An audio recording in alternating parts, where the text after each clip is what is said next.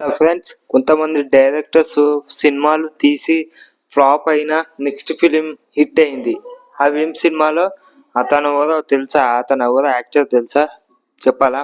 Hit అయిన మూవీస్లలో మన ఎన్టీఆర్ ఉన్నాడు అనమాట. అంటే ఎన్టీఆర్ దేవదాస్ అంటే ఇప్పుడు మామూలుగా రాజమౌళితో సినిమా తీసి నెక్స్ట్ ఫిలిం ఫ్లాప్ అయ్యేది కదా.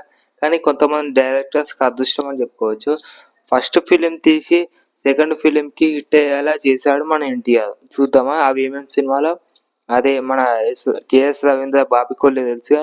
ఫస్ట్ సర్దార్ గబ్బర్ సింగ్ సినిమా తీసాడు. ఆ సినిమా తీసి ఫ్లాప్ అయితే అయ్యింది. దాని తర్వాత హిట్ కొట్టాడు జై లవకుశ మూవీతో. హిట్ కొట్టాడు, సూపర్ హిట్ మూవీతో హిట్ అయితే కొట్టడం జరిగింది జై లవకుశ. అప్పుడు మంచిగా మంచి మార్కెట్ అయితే క్రియేట్ చేసుకున్నాడు అప్పుడు మన బాబీ. అయితే ఇప్పుడు మాట్లాడుకోవాల్సింది ఏంటంటే అజ్ఞాతవాసి సినిమా తెలుసు కదా. అజ్ఞాతవాసి సినిమా హై ఎక్స్పెక్టేషన్స్తో వచ్చిన మూవీ అట్టా ఫ్లాప్ అయిపోయింది సినిమా. దాని తర్వాత త్రివిక్రమ్ గారు ఏం చేయాలో తెలియక మళ్ళీ మంచి స్టోరీ లైన్ క్రియేట్ చేసుకొని మరి అరవింద సమేత సినిమా తీశాడు. అది మన ఎన్టీఆర్తో, అది సూపర్ హిట్ అయింది, అది అందరికి తెలిసిందే. దాంట్లో ఫస్ట్ ఫైట్ సీన్స్ తోటే, ఆ ఫైట్ సీన్స్ వల్లనే ఆ సినిమా అనేది హిట్ అయింది. అది కూడా ఎన్టీఆర్ వల్ల. ఎన్టీఆర్ యాక్టింగ్ అయితే నెక్స్ట్ లెవెల్ ఉంటుంది.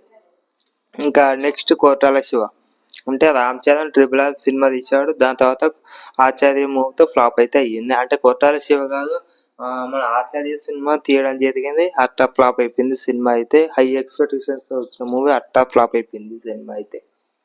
అదే కోటాల శివ గారు ఇప్పుడు 2024 సెప్టెంబర్ 27కి అయితే మన దేవర సినిమా అయితే రిలీజ్ చేయడం జరిగింది. దేవర సినిమా కూడా అది కూడా ఎన్టీఆర్ అనమాట.